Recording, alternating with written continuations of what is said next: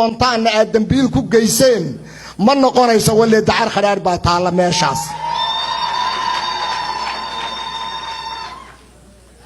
hadiiba la diiday dawladnimada dadkani uuba yaqaana inuu muddo badan dagaal galay war inoo kala saxiixa barintaad rabtaan bal ma 20 sanaad rabtaan ma 30 sanaad rabtaan barintaad rabtaan farmaajiya khayrow inoo kala saxiixa bal hadaa diideen Soomaalinimo iyo wadajir hadaa diideen dadkani waxayba ku soo caana maaleenba waaba dhibaatadaaba sideedaba waxaan leenahay marka hadii Ethiopia iyo meesha la yiraahdo Eritrea amxaaro iyo oromo iyo Eritrea intaba hadii la leeyahay Soomaali baa isdhex qaadaysa waraniga maxay ii diidaya inay jigjige iyo isdhex qaada gaarisi iyo Kismaayo inay isdhex diida maxay ii diidaya hadduu se farmaajo ku bedelan hayo dhulka Soomaaliyeed qaar kamida qaada dawladaha qaar koodow Kismaayana aniga gacanta ii gali aan ritaaya ku qaatay rag baa ritaaya ku qaadanaya adiga oo laakiin Soomaaliyeed oo madaxweyne soo maray oo umada u soo shaqeeyay oo karaama leh hadii aad tahay waliba waa meeshay wadiga iyo iskaga daraan baddu ee goobweyn halkaas guri lagaaga dhisay adigoo Soomaali ah laakiin hadaad la timaado in dhacdaynaya shaqadii reer muduga hadaad la timaado waaba dalay sarki doonaa badde waliba luuqada aad jeceshiin baan u hadlayaa anigu waxaan leeyahay marka haddii Soomaaliya iyo Ethiopia iyo Eritrea la isku darayo oo Soomaali daayeer noqonayso kulay ka weyn baan noqon doonaa anigu waxaan leeyahay marka hal la ilaaliyo wadajirka dadka Soomaaliyeed dadka dariska isku wada dhowna hal la ilaaliyo gada iyo Jubbaland dadkeeda oo wada casheeya Axmed Madoobe intuu meesha yimid baa ugu horeysay aniga Axmed Cumar Jees baan joogay Gabiyow baan General Gabiyow baan joogay Allah u naxariistay Morgan baan joogay Barahiir Aalaan joogay intii mushkiladin ka dhacaysay oo dhan ugu Jubbaland baan joogay waxay ahayd baan ogahay maanta waxay tahay war qofka ay deeq ilaadahay nabadow gadi iyo jubbada dhexe iyo jubbada hoose oo wada qadeynaya qofka diidayo hadaanu ma garanayo waxa doonayso farmaajo weyga laba dhowr way ka hor rasaasti iyo hubkii uu ka dhiibay meesha la yiraahdo xamar war dheer baa lagu weeraray daawacoodina wuu soo qaaday daawi iyo rasaasti u geeyayna caabud waaq baa la geeyay shalayna xildhibaan buu u diray meesha la yiraahdo jigjiga oo uu yiri reero habar gidirana soo weerarayeen nagala hadal Mustafa kala soo hadal xagee ku wada shaqeynaysa waxaas ciyaar jecel baa loo diray ما محمود يا سو وح مصطفى سو ما قرنا يا وح وفرماج الدونة يا وح فرماج الدونة يا مصطفى قرنا يا مدحوينا مصطفى وانين بروفيسرة وانين اللي يراء وانين قراءة وانين إسقى كخبرات بدن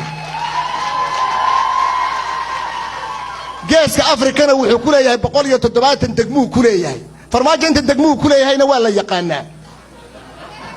فكرتي مرودي اللي قدان صوت فليه هاي ودان وروحاني واحد شقينا يا معه عقلك بلا آدم كذو شقيه يا لو باهي حالنا هاي مركا حالنا هاي مركا مصطفى وانين مدحوينه قف كسته او تغا وخي حق لهي اسا غوريgiisa ugu taga inuu qaabilo leeyahay laakiin sababaha loogu daray waan garanayna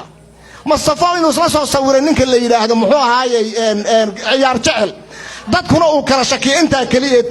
waan ognahay de مصطفى ana waan ognahay مصطفى wuxuu farmaajo doonaya wax ka sii weyn buu doonaya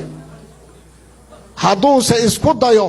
in caabud waaq oo halka ka ilaaliyo مصطفى jigjiga wuxuu ka ilaalin doonaa Jubbaland gaarisana waxa laga ilaalin doonaa Jubbaland ummadana waxa wanaagsan in dadku uu si islaamnimo iyo ehelnimo inuu wada socdo anagu waxaan leenahay gado waa Jubbaland gado waa bu'aale waa jubbada dhexe waa kismaayo waa gado dad ehelaa wada degan waxba wada deeqa waxba wada dila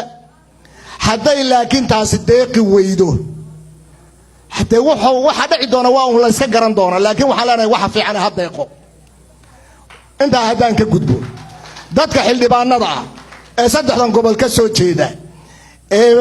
aan moodid inay iyagu hadda ay basidaba xarka goysba inay yihiin oo meel ay ka yimideen iyo cid soo dirsatay iyo cid ay wakiil ka yihiin midna uusan jirin ee subaxba meeshay doonaan u qaraar tagaya annagu waxaan leenahay reer Jubbaland baa tiin haddaad say hadda kolley laydin soo dooran maayo mar dambe intaas laydin soo dooran waxaad iska sii guran kartaan iska sii gurta ninkii Jubbaland doorasho ka doonayaana ha yimaado xaq buu u leeyahay أحمد محمد إسماعيل ماشي إسكامله صومالي با إسكاله رجوب بلان با إسكاله قفكي وحقوق بنا يانا إسكاله أحمد محمد إسماعيل وحقوق قبته وحلا حقير كرمه هوان أرقناه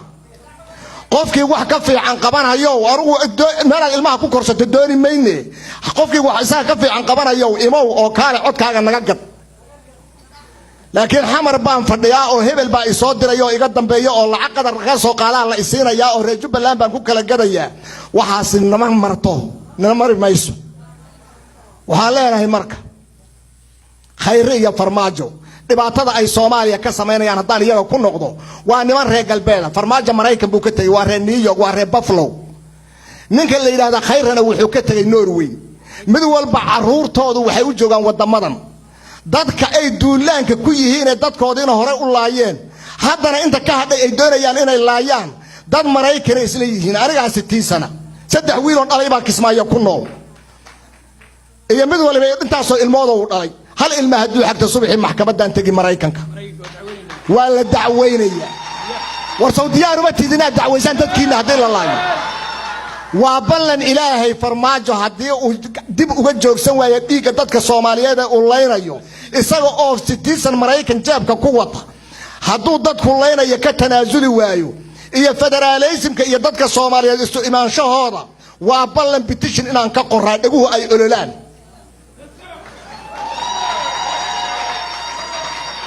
maxaad dhowranaysaan waryaarahe maxaad dhowranaysaan caruurtiinii aad biilka u diranaysaan hadduu farmaajo oo Mareykan idin leeyahay oo canshuurtiina wax ku bartay hadduu maanta duulaan ku yahay maxaad doonaysaan aad gamcaha dhuunta ugu haysanaysaan waa maandar xaweeye waan dacweynaynaa dayna mayno waxaan leenahay marka la isu dulqaadan mahayo waaba ninka ugu nugulba hadda dadka madaxda ka ah Soomaaliya dadka ugu nugulba waaba u jecel dadka reer galbeedyadan ka taga ويبنو سيمان دونا هدي لا إله إلا وركايجي مركا وان بديي السلام عليكم ورحمة الله وبركاته